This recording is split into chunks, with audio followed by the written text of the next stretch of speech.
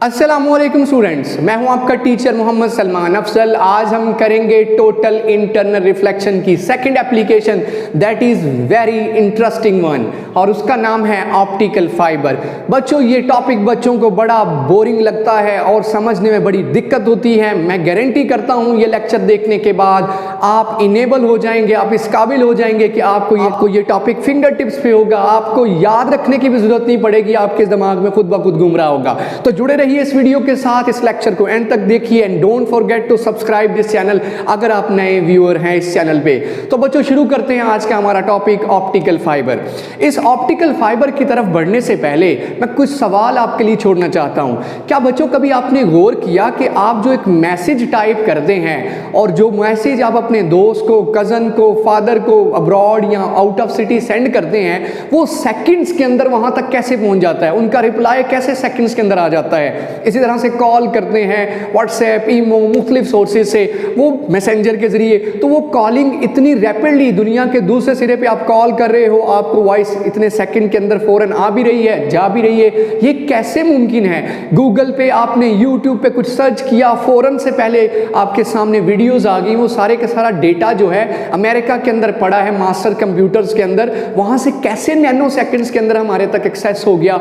ये सारे का सारा किसकी बदौलत मुमकिन है? वो जो केबल्स हैं उनका नाम है ऑप्टिकल फाइबर्स। बच्चों, ऑप्टिकल फाइबर्स इंजीनियर्स की बहुत बड़ी इन्वेंशन है। इस इन्वेंशन की बदौलत पूरी दुनिया, ग्लोब कनेक्ट हो गया एक दूसरे के साथ और डेटा एक दूसरे से शेयर करना, हासिल करना बड़ा आसान हो गया है। टेलीकम्युनिकेशन को बहुत ज्यादा फायदा हुआ है इस ऑप्टिकल फाइबर के जरिए।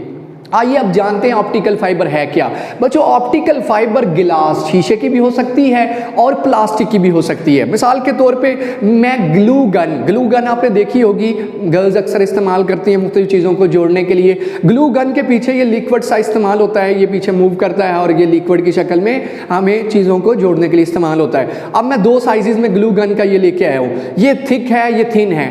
अब मैं बताने ये जा रहा हूँ कि जो फाइबर ऑप्टिक्स है वो किस तरह की होती है। वो अगर ये गिलास, फर्ज कर दीजिए गिलास है, ट्रांसपेरेंट है, मुझे आर पर नजर आ रहा है इसके, और ये इस तरफ देखिए अंदर से फिल्ड है, बिल्कुल ऐसे ही अंदर से फिल्ड होती है, ट्रांसपेरेंट होती है और बाल के जितनी मोटी है, बाल के जितनी मोटी, जी बाल के जितनी थिक थ्रेड की तरह, बिल्कुल बारीक धागे की तरह है। बाल के जितना मोटा जैसे धागा हो इतनी बारीक सी वायर है।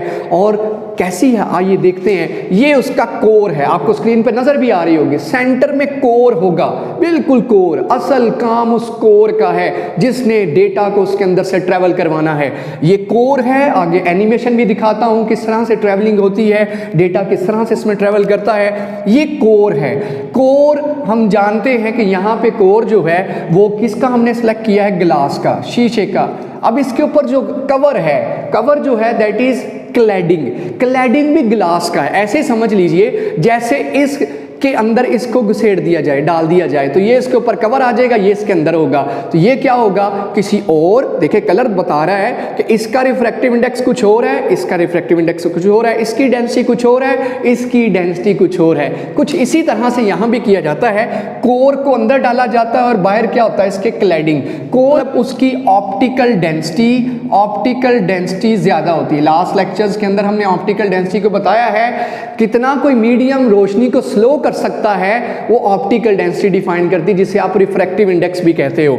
जो कोर है उसका रिफ्रैक्टिव इंडेक्स 1.53, इसका मतलब जो कोर में ग्लास यूज किया है उसकी ऑप्टिकल डेंसिटी ज्यादा है, उसका रिफ्रैक्टिव इंडेक्स ज्यादा है। जबकि जो क्लैडिंग ऊपर कवर है that is also of glass, वो भी ग्लास का है लेकिन उसका रिफ्रैक्टिव इंडेक्स क्या है, 1.39, कम है। इसकी वजह बताऊंगा। कोर का रिफ्रैक्टिव इंडेक्स ज्यादा क्यों रखा, ये पिछले ही इसके अंदर जो असूल हमने पढ़े थे टोटल इंटरनल रिफ्लेक्शन में, वही यहां अप्लाई होंगे। उसी की बेस पे हमने कोर को ज्यादा रिफ्रैक्टिव इंडेक्स वाला चूज किया है, क्लैडिंग को कम रिफ्रैक्टिव इंडेक्स वाला चूज किया है। अब क्या सिर्फ यही दो चीजें होती, नहीं बच्चों, इसके ऊपर कोट होता है। जैसे हम कोट ऊपर पहनते हैं, बिल्कुल इसी तरह से इसके ऊपर कोट होगा। कोट के ऊपर इसके ऊपर मतलब कवरिंग की गई होगी और लास्ट पे इसके ऊपर जैकेट होगी। आप तस्वीर के अंदर देख भी सकते हैं, कोर है, उसके ऊपर क्लैडिंग है, क्लैडिंग के ऊपर कोट है, कोट के ऊपर मजीद एक लेयर है और लास्ट पे जैकेट चढ़ी हुई है। वो जैकेट जो हमें आम तारों के ऊपर भी नजर आती है, ब्लू, ब्लैक, वायर्स होती हैं, उनके ऊपर जैकेट होती है, जिसे हम छील के तो तारों को नंगा करते हैं, दैट इज़ अ जैकेट। इसी तरह से जैकेट इस चीज़ को, बाकी सारी चीज़ें इसको महफूज करने के लिए इस्तेमाल होती हैं।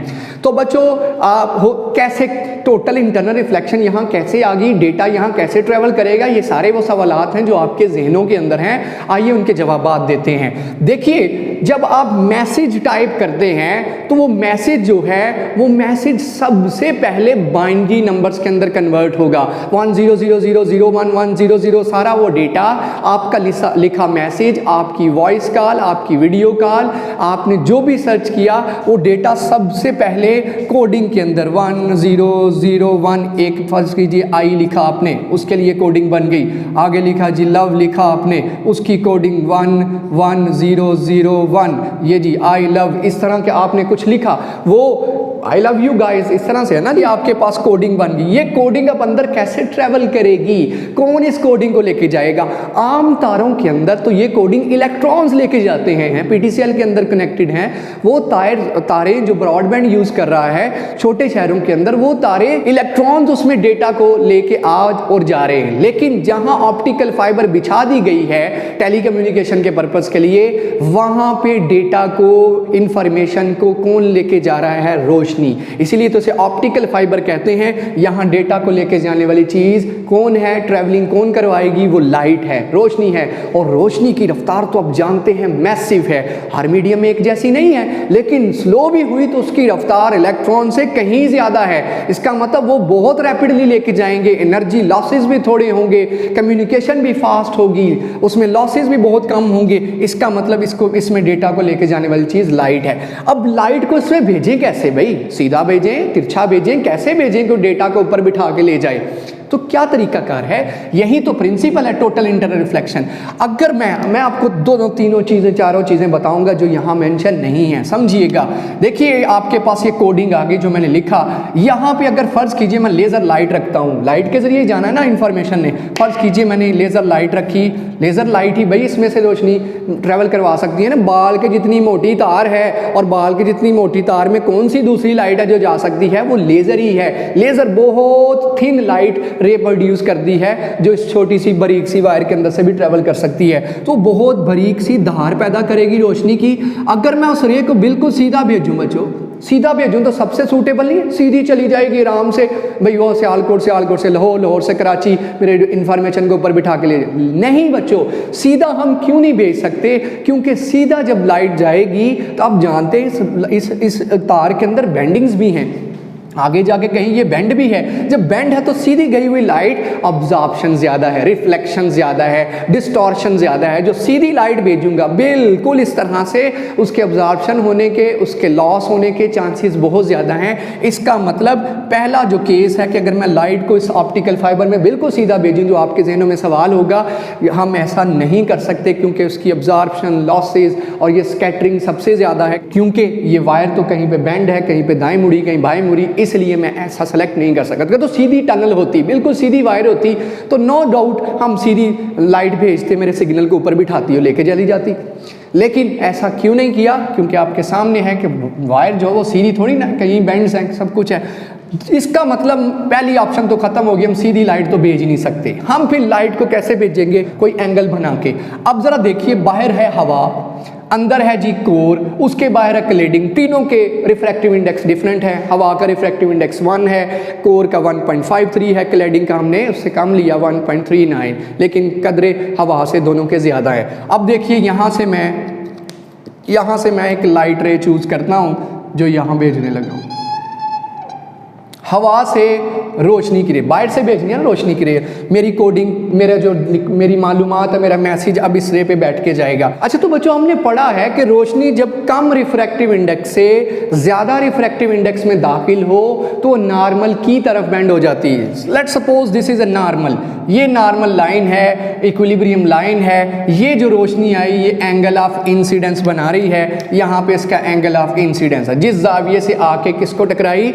ये है एयर ग्लास इंटरफेस, ये कोर और एयर का इंटरफेस है जिस जगह पे टकराई। अब जरा कॉन्सेप्ट रिकॉल कीजिए जो मैंने बारहा पीछे पढ़ाया था। जब रोशनी कम रिफ्रैक्टिव इंडेक्स से हवा से कहाँ दाखिल होगी? ग्लास में दाखिल होगी, तो क्या करेगी?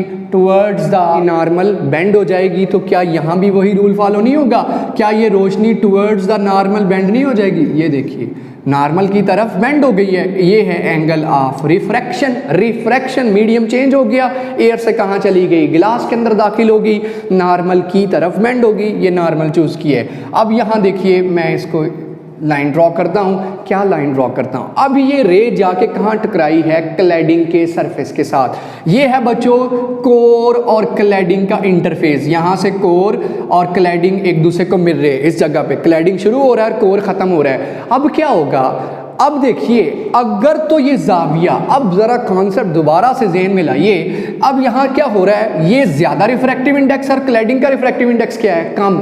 ज्यादा रिफ्रैक्टिव इंडेक्स से कम रिफ्रैक्टिव इंडेक्स में रोशनी हम भेजना नहीं चाहते। हम तो चाहते हैं कि रोशनी इसके अंदर ही रहे। क्या ये चाहते हैं कि रोशनी इस क्लैडिंग को क्रॉस करके बाहर निकल जाए? बाहर निकलेगी तो मेरा डेटा लेके ज़ाया कर देगी, बाहर चली जाएगी। ये तो हम नहीं चाहते। हम तो चाहते हैं कि लाइट इसी के अंदर ट्रैवल करे। तो हो क्या रहा है? लो से हाई रिफ्रैक्टिव इंडेक्स में लाइट आ गई। अब इसका सामना किससे हुआ? आगे है हाई रिफ्रैक्टिव इंडेक्स के आगे है क्लैडिंग, और क्लैडिंग का रिफ्रैक्टिव इंडेक्स कम है। इस बिल्कुल ऐसे ही जैसे रोशनी क्या करे, गिलास से एयर में दाखिल हो रही हो। तो हमने पढ़ा था क्या होता है, गिलास से किस में रोशनी दाखिल हो रही है? हवा के अंदर, ज़्यादा रिफ्रैक्टिव इंडेक्स से कम। देखिए अब ज़्यादा रिफ्रैक्टिव इंडेक्स से कम रिफ्रैक्टिव इंडेक्स में हम भेजना नहीं चाहते। तो कैसे मुमकिन है कि रोशनी बाहर ना जाए, रोशनी क्लैडिंग क्रॉस करके ना जाए? उसका तरीकाकार ये था कि अगर इंसिडेंस एंगल को, यही है ना इंसिडेंस एंगल, यहाँ पे यही एंगल ऑफ इंसिडेंस है ना, अगर इस एंगल ऑफ इंसिडेंस को, यहाँ angle of refraction angle of incidence कहलाएगा, इसके लिए तो एंगल ऑफ इंसिडेंस यही है। अगर ये एंगल ऑफ इंसिडेंस क्या कर दिया जाए, क्रिटिकल एंगल से बढ़ा दिया जाए। क्या हमने डिटेल से ये टॉपिक नहीं पढ़ा था? अगर ये एंगल क्रिटिकल एंगल से ज्यादा हो गया, रोशनी रिफ्रैक्ट नहीं करेगी, ऐसे भी नहीं जाएगी, ऐसे भी नहीं जाएगी, बल्कि वापस गिलास के अंदर आ जाएगी। कुछ ऐसा ही यहाँ होगा। ये जो जाविया है ये क्रिटिकल एंगल से ज्यादा है, बाद भी ये एंगल क्रिटिकल एंगल से ज्यादा रहेगा, और जब ये एंगल क्रिटिकल एंगल से ज्यादा रहेगा तो रोशनी किसी भी सूरत मीडियम चेंज नहीं करेगी, दोबारा कोर के अंदर आ जाएगी और सिलसिला ये चल पड़ेगा। रोशनी इसी तरह से कोर के अंदर ट्रैवल करना शुरू कर देगी। यही तो हम चाहते हैं कि रोशनी कंटिन्यूसली किसके अंदर ट्रैवल करे, किसके अंदर ट्रैवल करे, कोर के अंदर। भाई इसके अंदर ट्रैवल करेगी तो मेरा डेटा 1001010 जो भी है इसके ऊपर बैठता हुआ ट्रैवल करता हो, मैसिव किलोमीटर, हजारों किलोमीटर का सफर कर सकता है। लेकिन ऐसा बिल्कुल नहीं है कि डेटा लॉस नहीं होगा, किसी किस्म का लॉस नहीं, बिल्कुल होगा। लेकिन रास्ते में बूस्टर्स लगे होते हैं जो उसको बूस्ट अप करते हैं, दोबारा से एनर्जी देते हैं, और दोबारा से एनर्जी मिलने पे वो दोबारा उसी तरह से हो जाती हैं और हज़ारों किलोमीटर का फासला तय करती हैं समुंदर के नीचे, ज़मीन के नीचे से। ये आपके पास है प्रिंसिपल जिसके तहत ऑप्टिकल फाइबर में हमारी इंफॉर्मेशन, हमारे मैसेजेस, हमारे वीडियो पैगाम, हमारे ऑडियो पैगाम इस तरह से ट्रैवल करते हैं। किसके ऊपर बैठ के? लाइट के ऊपर बैठ के। और लाइट कब ट्रैप होती है इस कोर के अंदर, कब रहती है कोर के अंदर? जब उसका एंगल ऑफ इंसिडेंस किससे ज्यादा हो, क्रिटिकल एंगल से। और वो वही प्रिंसिपल है जो टोटल इंटरनल रिफ्लेक्शन में हमने पढ़ा था। जाविये को क्रिटिकल एंगल से बढ़ा दे तो रोशनी क्या करेगी, दोबारा उसी मीडियम के अंदर आ जाएगी जिसकी ऑप्टिकल डेंसिटी ज्यादा है, उसी मीडियम में रहेगी, यानी कि कोर के अंदर रहेगी। यही तो हम चाहते हैं, कोर में रहे, क्लैडिंग में ना जाए। क्लैडिंग में गई तो डेटा लॉस होगा, क्लैडिंग से ऊपर कहाँ चली जाएगी, जैकेट के अंदर, मतलब कोट के अंदर, इस तरह से ज़ाया हो जाएगी। लेकिन ऐसा होने हम नहीं देते क्योंकि हमारे कंट्रोल में है। रोशनी को जिस जाविये से फेंकेंगे उसी जाविये से लाइट आपको लेके जाएगा। आप वीडियो में देख भी सकते हैं, आपको नजर आ रहा होगा, पीछे भी दिखाया आपको वीडियो के अंदर किस तरह से डेटा ट्रेवल करता है, इंफॉर्मेशन को साथ लेके जाता है। ये है तरीकाकार जिसके जरिए ऑप्टिकल फाइबर में इंफॉर्मेशन ट्रेवल करती है। बच्चों अब ये जो हैं पाकिस्तान के अंदर बहुत ज़्यादा इस्तेमाल है। पाकिस्तान के बड़े बड़े शहरों के अंदर ऑप्टिकल फाइबर बिछा दी गई है। दुनिया तो 15-20 साल पहले से इसे यूज़ कर रही है पाकिस्तान में। अब इस पर ज़्यादा वर्क हो रहा है, टेलीकम्युनिकेशन में बहुत ज़्यादा जिद्दत आ रही है पाकिस्तान के अंदर, और ये इंशाल्लाह से जल्द छोटे शहरों में भी बिछा दी जाएगी। तो इससे क्या होगा, फास्टेस्ट इंटरनेट हम एक्सेस कर सकते हैं, जिसे 5G आप कहते हैं। उसके लिए फाइबर ऑप्टिक्स होना ज़रूरी है जो डेटा को बड़ी रैपिडली और बहुत ज़्यादा डेटा, एक फाइबर ऑप्टिक बाल के जितनी मोटी कितने सैकड़ों फ़ोन कॉल्स का डेटा लेके जा सकती है। एक बाल के जितनी मोटी वायर हज़ारों फ़ोन कॉल्स एक एट अ टाइम लेके जा सकती है और मिक्सअप भी नहीं होगी। लास्ट लॉस बहुत कम होगा, अब्जॉर्प्शन बहुत कम होगी, डिस्टॉर्शन बहुत कम होगी। ये सारे फ़ायदे हैं ऑप्टिकल फाइबर के। सो ये था आज का टॉपिक जिसमें हमने ऑप्टिकल फाइबर को डिटेल से देखा और किस तरह से इसके अंदर टोटल इंटरनल रिफ्लेक्शन का फिनोमेना होता है, और इसका फिर आगे हम यूज़ भी देखते हैं लाइट पाइप और एंडोस्कोपी के अंदर। वो अगले हमारे लेक्चर्स होंगे। इसके साथ मैं आपसे इजाज़त चाहूँगा। अल्लाह हाफिज़।